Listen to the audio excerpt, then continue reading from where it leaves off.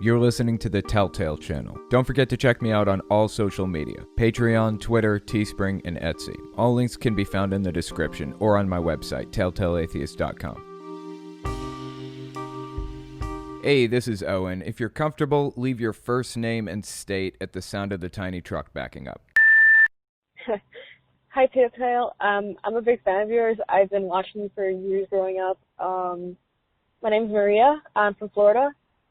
And I just have a quick question, if you don't mind me asking. What's your opinion on the Bahai faith? I've been seeing it pop up more often since I'm a big fan of The Office. I'm pretty sure you are too. And I don't know, I've seen Rainn Wilson, kind of doing his little podcast here and there. And I don't know, I just wanted to see if you could even rate it as a cult, whatnot. I'm not asking for too much, maybe like a commentary, but, you do you, man. I just want like a quick little opinion on it. Yeah, thank you. Have a nice day. Okay, so the question basically is, how do I feel about the Bahai faith? Now, I feel like I've talked a little bit about it in some of my videos, but I don't think that I've gone into great depth about the Bahai faith. I'll just go into a little bit of detail about the Bahai and what they believe. Back in the 1800s, like the mid-1800s, I think 1842, I believe, there was a movement called the Millerite movement. I've talked about that on my channel before. Now, the Millerite movement is basically a doomsday movement that believed that the end was here, that it was on its way, and they had this Bible math that they used to calculate when the end was going to be here. They used this Bible math to calculate that the end would be here in 1842. And, of course, nothing happened. It came and went, and everybody was fine. So they said, well, we must have had the math wrong. Let's recalculate.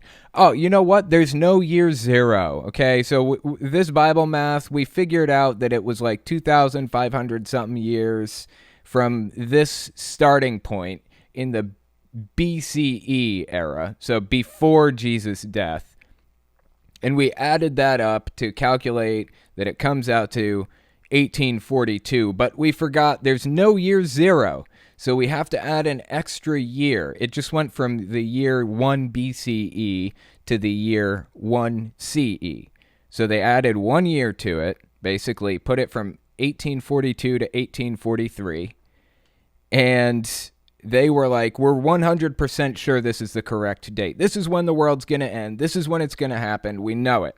So people sold their stuff and donated it all to the church and got ready for the rapture to take place, basically. And guess what? Nothing happened once again. So after that, there was a schism in the Millerite movement. The Millerite movement pretty much broke up entirely, but there were 3 subsets of belief that kind of grew out from that schism, that breakup of the Millerite movement. There was the group of people who believed they had the math right, but they had the starting date wrong. And then there was the group that believed the math was just made up, it was complete BS, they should just throw it out completely. And then the third group believed that they had the math right, they had the starting date right, and Jesus really did come back invisibly. We just didn't see him. So something really did happen in 1843 like they said it was going to.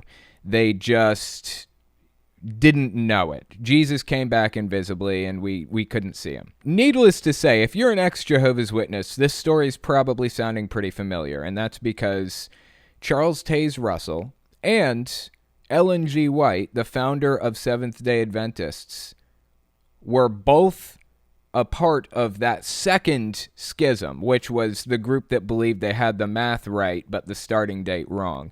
They both knew each other. The founder of Jehovah's Witnesses and the founder of Seventh-day Adventists knew each other, went to the same church, and they both believed that the Millerite movement had the math correct. It was just the starting date was wrong. And as we know, as most of us know anyways, Charles Taze Russell went on to make failed prediction after failed prediction off of that same Bible math, just kind of changing the dates around a little bit, changing the math, tweaking it just a little bit until it landed him at 1914. And by that time, he had made like 16 failed predictions before that, and he couldn't keep it going. So guess what? What did Charles Taze Russell say happened in 1914? He was done making false predictions because it was failing every time, and he was hemorrhaging people. So what did he say? Jesus came back invisibly. Exactly what his predecessors said in 1843. Jesus came back invisibly. So what does all this have to do with the Bahai faith is the question. Well, interestingly enough, the Bahai faith is a group of people who believed that something really did happen in 1843. It was called the Great Disappointment when the Millerites made that prediction and it failed. That date was called the Great Disappointment. But the Bahai faith believes that something really did happen. They believed that there was some major event that took place and the Bible math was correct. It's a really interesting split off from the belief system. I wish I knew more about it, and I wish I could give you a more detailed opinion about the Bahai faith, but I just don't know enough about it to give you what I would consider an adequate opinion on the group. But it is very interesting. And I noticed the voicemail caller said they're a fan of The Office, and they know I am too. I'll let you guys in on a little secret. Before the voicemails play on the podcast, I play a little clip of me saying, "Hey, this is Owen. If you're comfortable, leave your first name and state at the sound of the tiny truck backing up." Leave your name and location at the sound of the tiny truck backing up. I stole that from The Office.